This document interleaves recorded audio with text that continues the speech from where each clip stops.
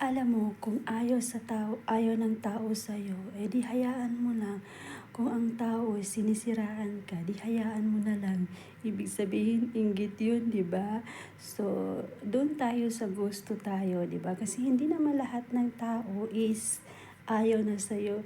Hindi naman lahat ng tao is sinisiraan ka na, di ba? So, doon tayo. Huwag tayo pupunta sa mga taong mga salbahe, di ba? So, marami naman ganyan. Ako, hinahayaan ko na lang yan. Super dead mo sa akin. Bahala kayo sa buhay ko. Okay? May sarili akong buhay. Okay? Hindi niyo hawak ang buhay ko. So, I don't care na lang sa inyo. Kung maging masama kayo, di wala akong pakialam. Maging masama kayo, problema niyo yan, hindi ko na problema.